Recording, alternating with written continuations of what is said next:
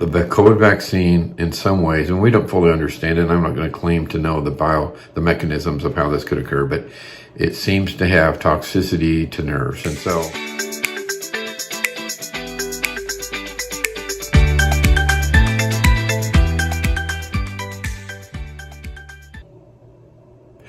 hey guys, Dr. Anderson. I want to share some thoughts with you before we get started seeing patients.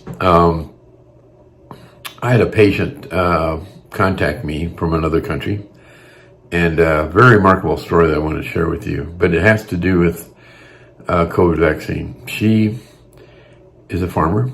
She and her husband have been farming most of their life. She went into the COVID era with just a little bit of restless legs, primarily restless legs, a little bit of neuropathy too, but wasn't that bad. But she kind of resisted getting the vaccine and finally felt like she had to because of, I guess, the wishes of her country, and did it. And sure enough, she began to get horrific nerve symptoms, restless leg symptoms. She has spent upwards of tens of thousands of dollars, maybe approaching six figures, going to various places for help. She's had, I think, systemic stem cell treatments. Came to the United States for that. Actually went over to Cyprus to have some kind of blood cleansing treatments. She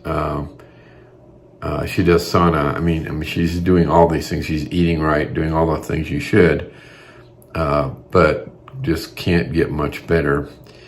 And I want to explain what we think happens with COVID. We've had some success. I've only had one patient so far that has come here where it didn't seem to do anything for them, unfortunately. And maybe you've seen some of the videos. But what I think happens with nerve problems in the lower extremity, with whether it's neuropathy or restless legs,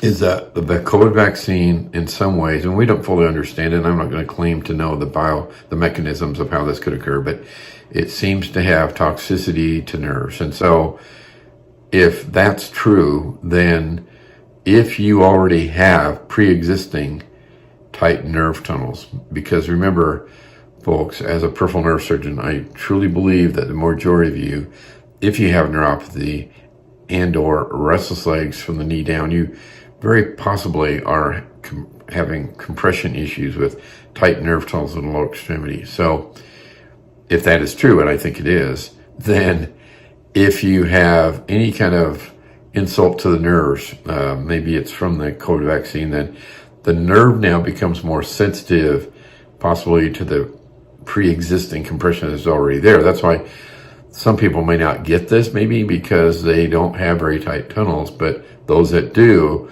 all of a sudden it makes that nerve more touchy, more excitable to the compression that's already there. Or if you already have symptoms of restless legs like this lady did, and they were mild, then it just ramps your symptoms up. So that's how compression can play a role. It just makes the nerve more sensitive to the compression that was already existing, and that is why by us going in and opening what we call decompressing these nerve tunnels, we're able to help people. So hopefully we're going to help her out.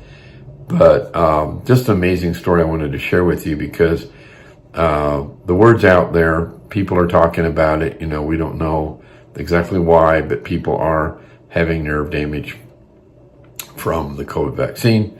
And for peripheral nerve situations in the lower extremity, we've been able to help quite a few. So just wanted to put that out there and be aware that there may be an option, and hopefully we're going to be able to help her. And I wish she hadn't spent all that money, because anyway, but she'll do whatever she needs to try to get this remedied, and so hopefully we'll be seeing her at some time in the future.